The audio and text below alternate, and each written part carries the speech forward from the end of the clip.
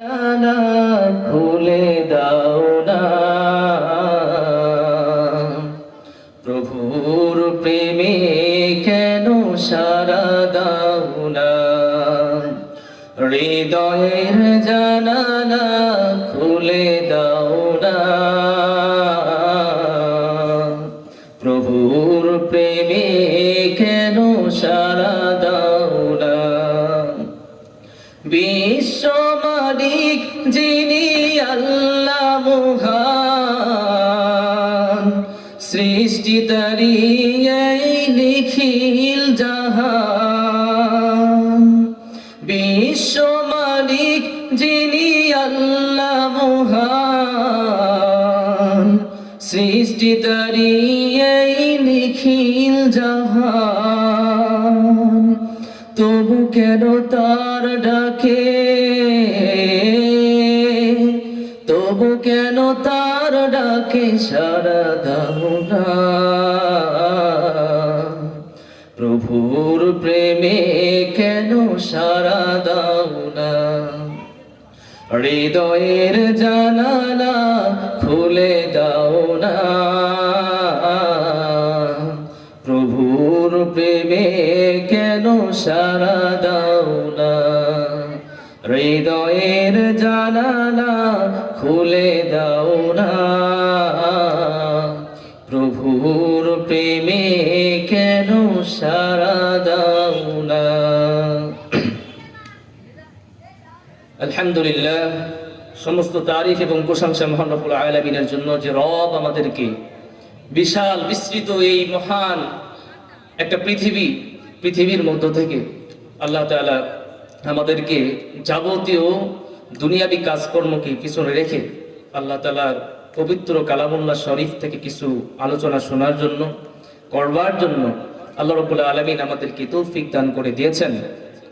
আল্লাহ রাব্বুল আলামিন আমাদেরকে মুসলমান হিসেবে দুনিয়াতে প্রেরণ করেছেন, যার শুকরিয়া আমরা সারা জীবন করেও শেষ করতে পারবো না। মাশাআল্লাহ হাজরিন, যেহেতু হাতে সময় থাকবে কম, অল্প সময়ের মধ্যেই ইনশাআল্লাহ তাআলা আমি যে আয়াতে কারিমা তেলাওয়াত করেছি সে আয়াতের আলোকে কথা বলবো। আমি আশা রাখছি আপনাদের অ্যাটেনশন, আপনাদের মনোযোগ পূর্ণ থাকবে। তাহলে অল্প সময়ের ভেতরেই ইনশাআল্লাহ তাআলা যে আয়াতে কারিমা তেলাওয়াত করেছি এর আলোকে কিছু কথা বলবো। আসুন, সে রব্বুল আলামিনের আমরা শুকরিয়া আদায় করছি, যে রব্বুল আলামিনের শুকরিয়া আদায় করলে তিনি এত বেশি খুশি হয়ে যান যে দুনিয়ার মানুষ যখন তার শুকরিয়া আদায় করে, যে ফেরেশতারা মানুষকে সৃষ্টি করার জন্য আল্লাহর কাছে নিষেধ করেছিল, হে আমাদের রব, আমরাই তো আপনার তাসবিহ পাঠ করছি, আপনার গুণগান করছি, প্রশংসা করছি, মানুষকে কেন আপনি সৃষ্টি করবেন? তখন রব্বুল আলামিন বলেছিল, ইন্নী আ'লামু মা লা তা'লামুন, হে ফেরেশতারা, আমি যা জানি তোমরা তা জানো না। যারা আমাদেরকে সৃষ্টি করার জন্য নিষেধ করেছিল, আমরা যখন আল্লাহ রাব্বুল আলামিনের শুকরিয়া করব, ওই সকল ফেরেশতাদেরকে আল্লাহ রাব্বুল আলামিন ডাক দিয়ে তখন বলবেন যে তোমরাই দেখো যাদেরকে সৃষ্টি করতে নিষেধ করেছিলে, আজকে আমার কোরআন থেকে তারা আলোচনা শুনতে এসেছে এবং শোনার পর শুরুতেই প্রথমত আমাকে স্মরণ করেছে, আমার তারা শুকরিয়া করছে। এভাবে আল্লাহ রাব্বুল আলামিন খুশি হয়ে ফেরেশতাদেরকে ডাক দেন। বলি না সুবহানাল্লাহি ওয়া বিহামদিহি। এটা আমাদের জন্য একটা বড় পাওয়া, সম্মানিত উপস্থিতি। এজন্য আমরা আল্লাহ রাব্বুল আলামিনের শুকরিয়া দ্বারাই শুরু করতে চাই, যেন আল্লাহ রাব্বুল আলামিন আমাদের উপরে রাজি এবং খুশি হয়ে যান। রাজি এবং খুশি যদি হয়ে যান, তাহলে আমাদের এখানে থেকে মজাও পাওয়া যাবে, আমাদের অন্তরটাও ভালো থাকবে। সম্মানিত উপস্থিতি, আল্লাহ রাব্বুল আলামিনের আমরা শুকরিয়া এজন্য আরো আদায় করব যে সারা পৃথিবীতে বর্তমান মানুষের সংখ্যা প্রায় 800 কোটি, তার মধ্যে মুসলমানের সংখ্যা মাত্র 200 কোটি, বাকি 600 কোটি ইহুদি, বৌদ্ধ, খ্রিস্টান, অন্যান্য ধর্মাবলম্বীর মানুষ রয়েছে। আল্লাহ রাব্বুল আলামিন 600 কোটির মধ্যে থেকেও তো আমাদেরকে বাছাই করতে পারতেন যে আমরা মুসলমানের ভিতরে নেই, মুসলমানের ভিতরে আমাদের নামটা নেই, কিন্তু আল্লাহ তাআলা অত্যন্ত মহব্বত আর ভালোবেসে 200 কোটি মুসলমানের ভিতরে আমাদেরকে কবুল করেছেন, যার কারণে আজকে কোরআনের মাহফিল আমরা বসতে পেরেছি। আসুন, যে রব্বুল আলামিন আমাদেরকে এরকম বড় সৌভাগ্যবান বানিয়েছেন, এরপরে আজকে সকল কিছুকে উপেক্ষা করে কোরআনের মাহফিল আমরা এখানে আসতে পেরেছি। ফুজাইল ইবনে ইয়াস একজন তাবী, একটা কোরআনের আয়াতের সামান্য অংশ তার জীবনকে পাল্টে দিয়েছিল, সে আলোচনা আমরা শুনবো। এজন্য আশেপাশে যে সকল যুবক ভাইরা রয়েছেন, প্রিয় ভাইরা, আপনাদেরকে বলি, যুবক অনেক ভাইরা দুনিয়া থেকে বিদায় নিয়ে চলে যাচ্ছে। আজকে আমাদের মনে হতে পারে আমাদের যুবক, আমাদের রক্ত টকবক করছে, আমরা অনেকদিন দুনিয়াতে বেঁচে থাকবো, শুধুমাত্র যারা দাড়ি পাকাওয়ালা মুরব্বী তারা আলোচনা শুনবে না। এই চিন্তা ভাবনা ভুল। আপনি আজকে রাত্রিবেলা ঘুমাতে যাবেন, আপনি কি বলতে পারবেন ঘুম থেকে আপনি জাগ্রত হতে পারবেন? এটা বলার কোনো সুযোগ নেই। এজন্য প্রিয় যুবক ভাইয়েরা, আপনাদেরকে নিয়ে কথা হবে। আমি আশা রাখছি আশেপাশে যারা রয়েছেন তারা প্যান্ডেলের ভিতরে চলে আসবেন ইনশাআল্লাহ তাআলা। আপনাদের জীবনের কিছু খোরাক আপনারা আজকে এখান থেকে পেতে পারেন। আমরা আল্লাহ রাব্বুল আলামিনের প্রতি শুকরিয়া আদায় করি যে রব আমাদেরকে সুন্দর পরিবেশে বসার তৌফিক দান করে দিয়েছেন। আমরা সকলে সমস্বরে আমাদের মনিব, আমাদের সৃষ্টিকর্তা, হায়াত এবং মৃত্যুদাতা রব্বুল আলামিনের প্রতি শুকরিয়া আদায় করি, বলি আলহামদুলিল্লাহি রাব্বিল আলামিন। বিশ্ব নবীজির প্রতি লক্ষ কোটি গুণ দরুদ ও সালাম পেশ করছি, যিনি দুনিয়াতে সম্মানিত, যাকে আল্লাহ রাব্বুল আলামিন করিয়েছেন, আখিরাতের ময়দানেও যে নবীকে আল্লাহ তাআলা সম্মানিত করবেন। শুধু সম্মানিত করবেন না, একজন ব্যক্তি কেবলমাত্র আখিরাতের ময়দানে আল্লাহ রাব্বুল আলামিনের কাছে শাফায়াত করতে পারবেন, একজন ব্যক্তি। আদম আলাইহিস সালাতু ওয়াস সালাম থেকে ঈসা রূহুল্লাহ পর্যন্ত কোন নবী এই সুযোগ পাবে না। তারা নিজেরাই আনাফসি বলতে থাকবে, কিন্তু বিশ্ব নবী জনাবে মুহাম্মদ রাসূলুল্লাহ বলি সাল্লাল্লাহু আলাইহি সাল্লাম একমাত্র সিজদাতে অবরত হয়ে তিনি তার প্রিয় উম্মতদেরকে নাজাতের জন্য তিনি সিজদায় পড়ে যাবেন। আল্লাহ রাব্বুল আলামিন বলবেন, হে নবী আপনি কি চান, কি জন্য আপনি সিজদাতে গেলেন? আল্লাহ রাব্বুল আলামিন অবশ্যই বুঝতে পারবেন, বললেন আপনি মাথাটা উঠান সিজদা থেকে, আপনি কি জন্য সিজদা দিয়েছেন বলেন, আমি আপনার আজকের এই কথাটি কবুল করে নিব। তখন প্রিয় নবী সাল্লাল্লাহু আলাইহি সাল্লাম বলবেন যে আমার প্রিয় উম্মত যারা, তাদেরকে আমি জাহান্নামে অবধারিত হয়ে গেছে, আমার প্রিয় উম্মতদেরকে আমি নাজাত দিয়ে জান্নাতে নিয়ে যেতে চাই। ইয়া রাব্বুল আলামিন আপনি আমার এই আরজিটা কবুল করেন। আল্লাহ রাব্বুল আলামিন তখন প্রিয় নবীজির আরজিটা কবুল করে এই সকল মানুষদেরকে জান্নাতের ভিতরে দাখিল করে দিয়ে দিবেন। সুবহানাল্লাহ, কি সৌভাগ্যবান আমরা, সেই নবীর উম্মত আমরা হয়েছি। সম্মানিত উপস্থিতি, যাকে আল্লাহ রাব্বুল আলামিন কেন্দ্র করে বলেছেন সূরাতুল কলামের ভিতরে, ওয়াইন্নাকা লাআলা খুলুকিন আযীম, হে নবী আমি আপনাকে মহা চরিত্রবান করে দুনিয়াতে পাঠিয়ে দিয়েছি। সুবহানাল্লাহ পড়বেন না? চিন্তা করেন, ছোট্ট ছোট্ট কিছু কথা বলবো, ছোট্ট কথাগুলোর ভেতরে কিরকম বিষয় লুকিয়ে আছে। যিনি সৃষ্টি করেছেন আমাদের নবীকে, সৃষ্টি করার পরে দুনিয়াতে প্রেরণ করেছেন, তিনি আবার কোরআন নাজিল করে দিয়েছেন, তিনি আবার বিশ্ব নবী সম্পর্কে সার্টিফিকেট দিয়েছেন যে এই ব্যক্তিটা কেমন, কি মহা চরিত্রের অধিকারী। হে নবী আমি আপনাকে মহা চরিত্রের অধিকারী করে পাঠিয়ে দিয়েছি। আবার সূরাতুল আম্বিয়ার মধ্যে বলে দিয়েছেন আমাদের পরিচিত আয়াত, ওমা আরসালনাকা ইল্লা রাহমাতাল লিল আলামিন, সারা বিশ্ববাসীর জন্য হে নবী আমি আপনাকে কি করেছি, রহমত হিসেবে প্রেরণ করেছি। তিনি হলেন আমাদের নবী। রাসূল সাল্লাল্লাহু আলাইহি সাল্লামের সম্পর্কে অনেক কথা কোরআনুল কারীমের ভিতরে আসছে। সূরাতুল আহজাবে নবী সম্পর্কে আল্লাহ তাআলা বলে দিয়েছেন, লাকাদ কানা লাকুম ফি রাসূলিল্লাহি উসওয়াতুন হাসানা, প্রিয় নবীজির মধ্যেই তোমাদের জন্য উত্তম আদর্শ রয়েছে। রাসূল সাল্লাল্লাহু আলাইহি সাল্লামকে কত বেশি সম্মানিত করা হয়েছে চিন্তা করেছেন? তাকে মহা চরিত্রের অধিকারী পাঠিয়ে দেওয়া হয়েছে। তিনি আমাদের জন্য, সারা বিশ্ববাসীর জন্য রহমত, আবার তার জীবনে আমাদের জন্য উত্তম আদর্শ রয়েছে। দুনিয়ার কোন মানুষের মধ্যে উত্তম আদর্শ নেই।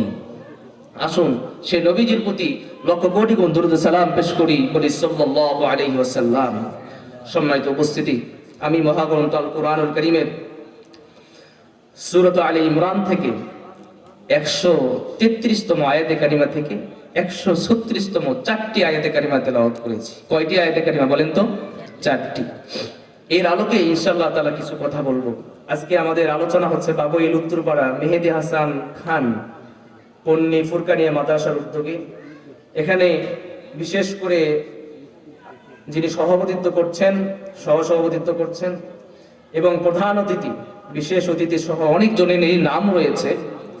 আর আমার কিছু মহব্বতের প্রিয় মানুষগুলো আজকে আপনাদের আলোচনা শোনাবেন ইনশাআল্লাহ তাআলা।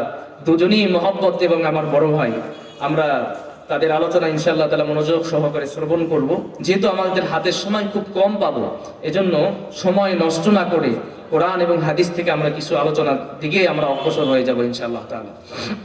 মাশাআল্লাহ হাজিরিন, মহান রব্বুল আলামিন সূরা আলে ইমরানের 133তম আয়াতের কারিমার মধ্যে যে কথাটি বললেন তা হলো ওয়াসারিউ ইলা মাগফিরাতিন মির রাব্বিকুম ওয়া জান্নাতিন আরদুহাস সামাওয়াতু ওয়াল আরদ উইদ্দাত লিল মুত্তাকিন। আল্লাহ তাআলা বললেন ওয়াসারিউ ইলা মাগফিরাতিন মির রাব্বিকুম, সারা পৃথিবীতে যতগুলো মুসলমান ভাই এবং বোনেরা রয়েছে, আমরা জানি আমাদের জীবনের কম এবং বেশি গুনাহ আছে। আমরা কেউ এখানে দাঁড়িয়ে বলতে পারবো না যে আমাদের জীবনের গুনাহ নেই, গুনাহমুক্ত জীবন আমি করতে পেরেছি। এরকম বলার সুযোগ কি আমাদের আছে নাকি বলেন? নেই। আল্লাহ রাব্বুল আলামিন এত চমৎকার করে এই কথাগুলো আমাদের জন্য বলে দিয়েছেন। আমরা যে গুনাহ করব আমাদের রব তা জানেন। আমরা যে গুনাহের ভিতরে লিপ্ত হয়ে যাব সেটা আল্লাহ তাআলা অবশ্যই জানেন, যার কারণে আমাদেরকে আল্লাহ তাআলা জান্নাতে নিয়ে যাওয়ার জন্য সেই গুনাহগুলো যেন মাফ করে নিয়ে আমরা জান্নাতে যেতে পারি, তাই কুরআনুল কারীম নাজিল করে দিয়ে বারংবার আল্লাহ তাআলা গুনাহগুলো মাফ করে নেওয়ার পদ্ধতিগুলো আমাদের সামনে তিনি উপস্থাপন করে দিয়েছেন। এই গুনাহগুলো মাফ করে নিয়ে যেন আল্লাহর জান্নাতে আমরা যেতে পারি, এই সুযোগগুলো আমাদেরকে যিনি করে দিয়েছেন তিনি কে? বলেন কে? আল্লাহ রাব্বুল আলামিন। আল্লাহ তাআলা বলে দিয়েছেন ওয়াসারিউ ইলা মাগফিরাতিন মির রাব্বিকুম, তোমরা দৌড়াও দৌড়াও। কোন দিকে দৌড়াইবে? কোন দিকে দৌড়াইবে? ইলা মাগফিরাতিন মির রাব্বিকুম, মাগফিরাত মানে ক্ষমার দিকে দৌড়াও। মির রাব্বিকুম, তোমার রবের ক্ষমার দিকে দৌড়াও। বলি সুবহানাল্লাহ। আমরা দুনিয়াতে দৌড়াদৌড়ি করছি, ছোটাছুটি করছি, কোন দিকে চিন্তা করেন? আমরা ঘুম থেকে জাগ্রত হওয়ার পরে ফ্রেশ হয়ে যাই, ফ্রেশ হওয়ার পর চিন্তা করি আমার কোন কাজ করব। আমি চাকরিজীবী, চাকরিতে চলে যাব। আমি ক্ষেত খামারে কাজ করি, সেখানে চলে যাব। এইভাবে আমাদের ছোটাছুটি।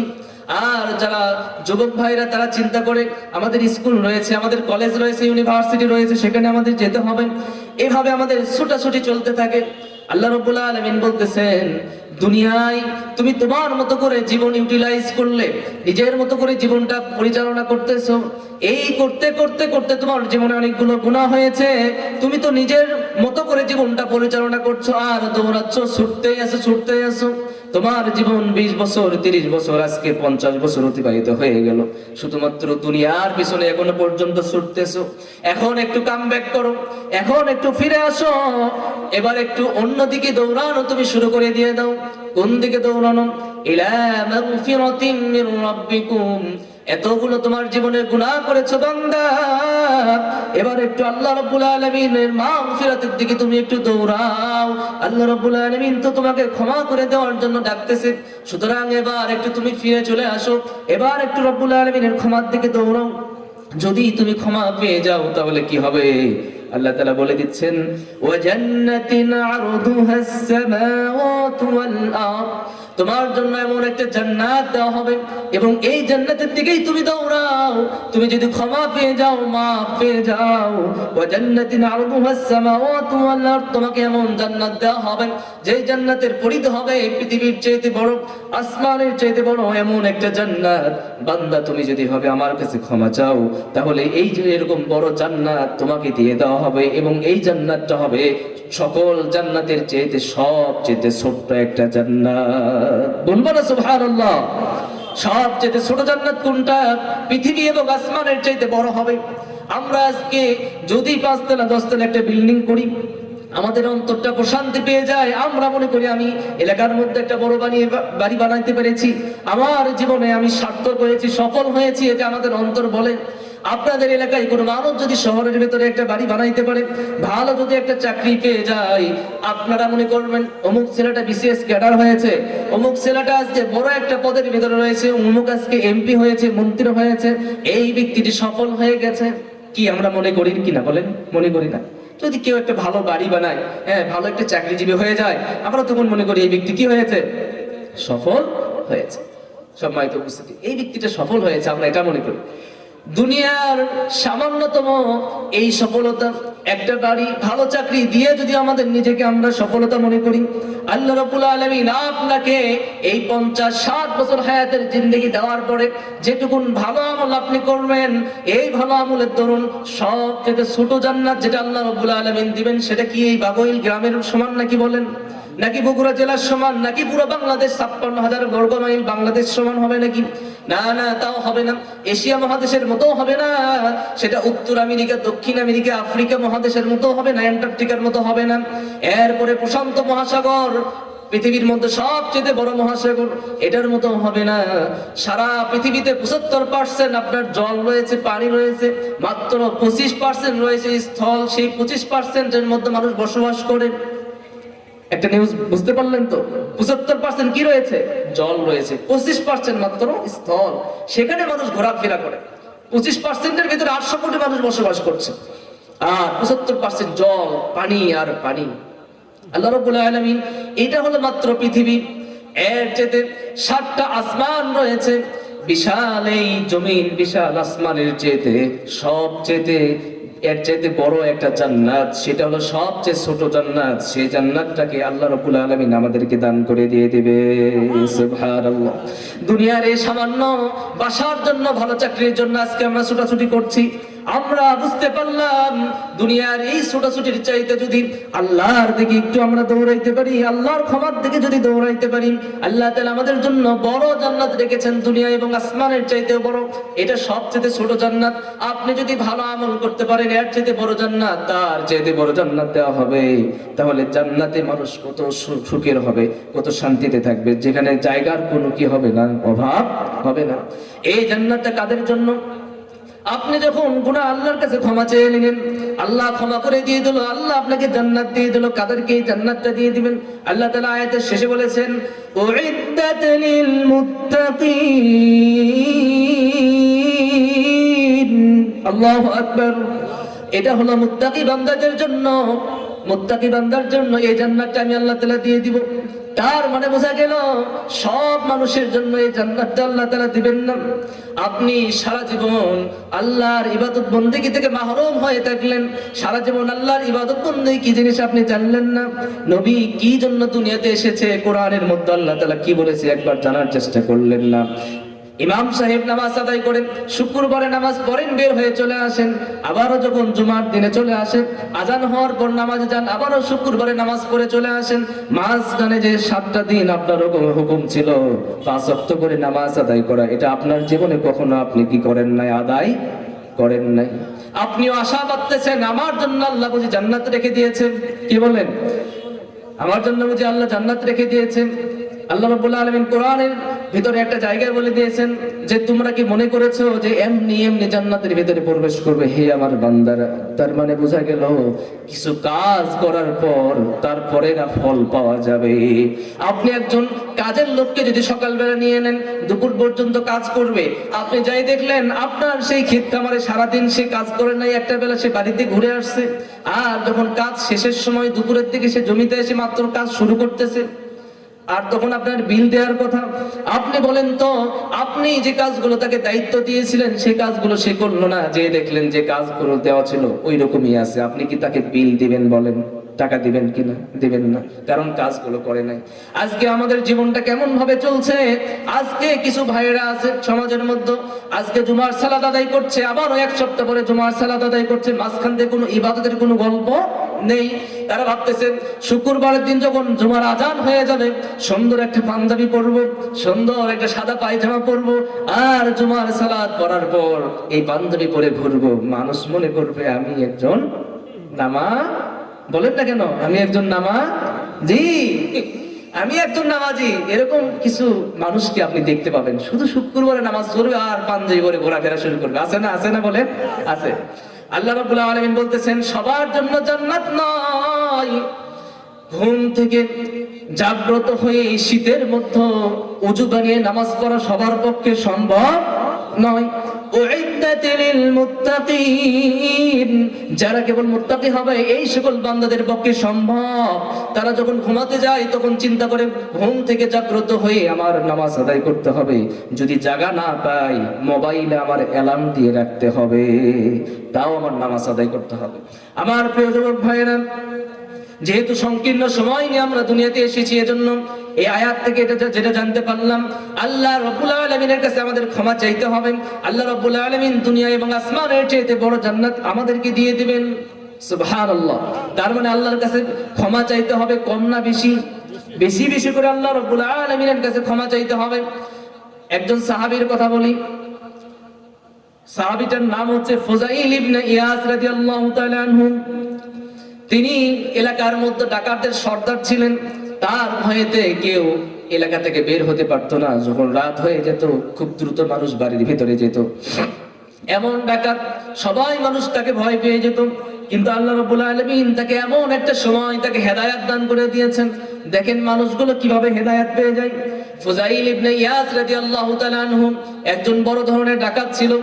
তিনি তাবী ছিল। তাবিটা কাকে বলা হয়?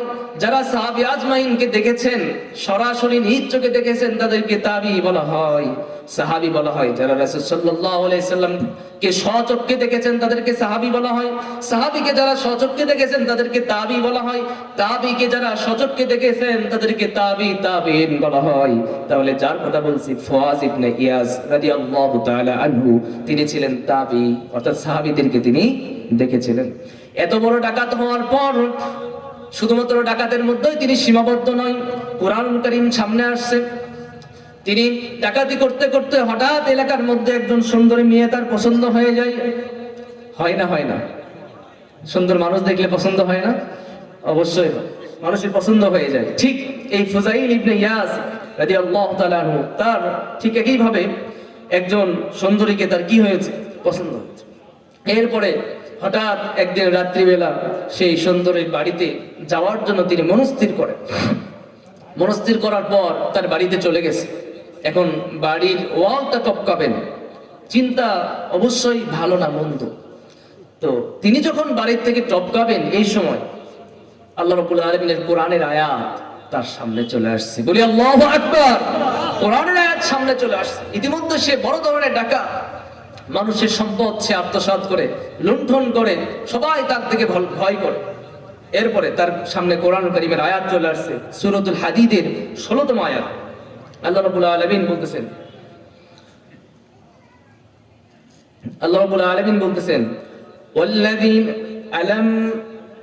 ওয়াল্লাযীনা আমানু ওয়াত্তাবা'আতহুম যুররিয়্যাতুহুম বিঈমানিন আলহাকনা বিহিম যুররিয়্যাতাহুম ওয়ামা আলাতনাহুম মিন আমালিহিম মিন শাই'। কোরআনুল কারীমের আয়াত তার সামনে চলে আসছে। আসার পরে তাকে বলা হচ্ছে যে তোমার অন্তর কি এখনো পর্যন্ত বিগলিত হবে না? তোমার অন্তর কি এখনো পর্যন্ত একটু নরম হবে না? তুমি এতদিন পর্যন্ত ছেলে অপকর্ম করে যাচ্ছ, তোমার অন্তর কি একটু বিগলিত হবে না? আল্লাহ রাব্বুল আলামিনের কোরআনুল কারীমের সূরাতুল হাদীদের এই আয়াত যখন তার সামনে চলে আসছে, তিনি ভাবলেন আমি তো এতদিন পর্যন্ত এভাবে আমার জীবনকে অতিবাহিত করছি, আমার অন্তর তো সত্যি আল্লাহমুখী হওয়া দরকার, আমি এতদিন পর্যন্ত অপকর্মই করে যাচ্ছি। এই আয়াতটি যখন তার সামনে চলে আসলো, তিনি তখন ভাবলেন আমার এবার পরিবর্তন হওয়া দরকার। তিনি মনে করলেন যে আমি এবার পরিবর্তন হয়ে যাব। সেখান থেকে ব্যাক করলেন, আর সামনের দিকে অগ্রসর হলেন না, বাড়ির ভিতরে আর প্রবেশ করলেন না। কারণ কোরআন কারীমের আয়াত তাকে বলতেছেন তোমার অন্তর কি, তুমি ঈমান এনেছো, এখনো পর্যন্ত এই অপরাধগুলোর সঙ্গে জড়িয়ে যাবা। এই আয়াতের আলোকে তাফসীরের মধ্যে আসছে ফুজাইল ইবনে ইয়াস যিনি বড় ডাকাত ছিল, এই ব্যক্তিটি এই আয়াতের অংশ থেকে এমন একটা শিক্ষা পেয়েছে, তারপরে সে বড় একজন আল্লাহর দ্বীন, আল্লাহর বুজুর্গ। এই গুনাহ পর্যন্তই তার গুনাহ শেষ। যতদিন পর্যন্ত তারপরে থেকে সে দুনিয়াতে বেঁচে ছিল, তার জীবনে আর কোনোদিন গুনাহ হয় নাই। তাকে এলাকার মানুষ কিছুদিন পরে তিনি এত বেশি বুজুর্গ হয়েছেন, আল্লাহওয়ালা হয়েছেন, আমলওয়ালা হয়েছেন, এলাকার মানুষ যাকে দেখে ভয় পেত সেই ফুজাইল ইবনে ইয়াসকে এরপরে মানুষগুলো ফলো করা শুরু করে দিয়েছে। তিনি কিভাবে চলাচল করে, কখন ইবাদত করে, কিভাবে ইবাদত করে, সেগুলো ফলো করা শুরু করে দিয়েছে। বলি সুবহানাল্লাহ। তার মানে বোঝা গেল মানুষ পরিবর্তন হতে পারে। এই পরিবর্তন করবে কে? কোরআনুল কারীম মানুষকে, খারাপ মানুষকে, বদ মানুষকে পরিবর্তন করার জন্য এসেছে। আল্লাহ রাব্বুল আলামিন সূরা ইব্রাহিমের প্রথমতম আয়াতের ভিতরে বলে দিয়েছেন কিতাবুন আনজালনাহু ইলাইকা লিতুখরিজান নাসা মিনাল যুলুমাতি ইলান নূর। আল্লাহ তাআলা সূরা ইব্রাহিমের প্রথম নম্বর আয়াতে বলে দিয়েছেন কিতাবুন আনজালনা, এই কিতাবটা আমি এই জন্য নাজিল করে দিয়েছি লিতুখরিজান নাসা, সারা পৃথিবীর সকল মানুষের জন্য। কি জন্য নাজিল করে দিয়েছি? মিনাল যুলুমাতি ইলান নূর, যুলুমাতুন মানে হলো অন্ধকার, এই অন্ধকার থেকে ইলান নূর মানুষদেরকে আলোর পথে নিয়ে আসবে। কোরআনুল কারীম এজন্য নাযিল করে দিয়েছি, অন্ধকারের মধ্যে মানুষ ডুবিয়ে থাকবে আর আলোর ভিতরে তারা চলে আসবে। রাস্তাতে যখন চলাচল করবেন, অন্ধকারের পথে যখন চলবেন, তখন লাইটের প্রয়োজন হয় কিনা বলেন? যদি এখানে লাইট না দেওয়া হতো তাহলে আমরা একজন অপরকে দেখতে পেতাম না। তার মানে যেখানে অন্ধকার সেখানে আলোর প্রয়োজন আছে। আলো হলে আমাদের সামনে সবকিছু পরিষ্কার হয়ে যাবে। তার মানে আমাদের জীবনটা অন্ধকারের মধ্যে যদি থেকে যায়, আল্লাহ রাব্বুল আলামিন কোরআন আমাদেরকে দিয়ে বলতেছেন, তোমার জীবনটা অন্ধকারের মধ্যে চলছে, তোমার জীবনটা এলোমেলো ভাবে চলছে, এই এলোমেলোর ভিতরে সারা জীবন চলতে পারে না। বান্দা, আমি তোমাকে সুন্দর আকৃতি দিয়ে সৃষ্টি করেছি, আমি চাই না যে তুমি জাহান্নামের ভিতরে চলে যাও। আল্লাহ রাব্বুল আলামিন এত সুন্দর করে সৃষ্টি করেছেন, সূরা তিনের ভিতরে তিনি বলে দিয়েছেন, লাকাদ খালাকনাল ইনসানা ফি আহসানি তাকওয়িম। আল্লাহু আকবার। আল্লাহ তাআলা বলতেছেন, লাকাদ খালাকনাল ইনসান, আমি মানুষকে শুধুমাত্র এমনি এমনি সৃষ্টি করি নাই, অতি উত্তম সুন্দর আকৃতি দিয়ে ভালোবেসে মানুষকে আমি সৃষ্টি করেছি। বলি সুবহানাল্লাহ। আমাদের মানুষের যেরকম সুন্দর চেহারা, আমরা 18,000 মাখলুকাতের কথা শুনে থাকি, কিন্তু এর চাইতে অগণিত প্রাণী আল্লাহ তাআলা সারা পৃথিবীতে সৃষ্টি করেছেন, যেগুলোর খবর আমাদের কাছে নেই। এত প্রাণী আল্লাহ তাআলা সৃষ্টি করেছেন, কিন্তু মানুষের মতো এত সুন্দর আকৃতি দিয়ে আর কোন প্রাণীকে আল্লাহ সৃষ্টি করেছেন কিনা বলেন? করেন নাই। মানুষকে আল্লাহ তাআলা বিবেক দিয়েছেন, অন্যান্য প্রাণীকে এত বেশি বিবেক দেন নাই। আমরা মানুষ, আমাদের চাইতে একটা গরুর শক্তি কম না বেশি বলেন? বেশি না? আল্লাহ তাআলা গরুকে আমাদের চাইতে শক্তিশালী করে বানিয়ে দিয়েছেন, কিন্তু আমরা মানুষের শক্তি কম হওয়ার পরেও আমাদের আল্লাহ তাআলা বিবেক দিয়েছেন, জ্ঞান দিয়েছেন।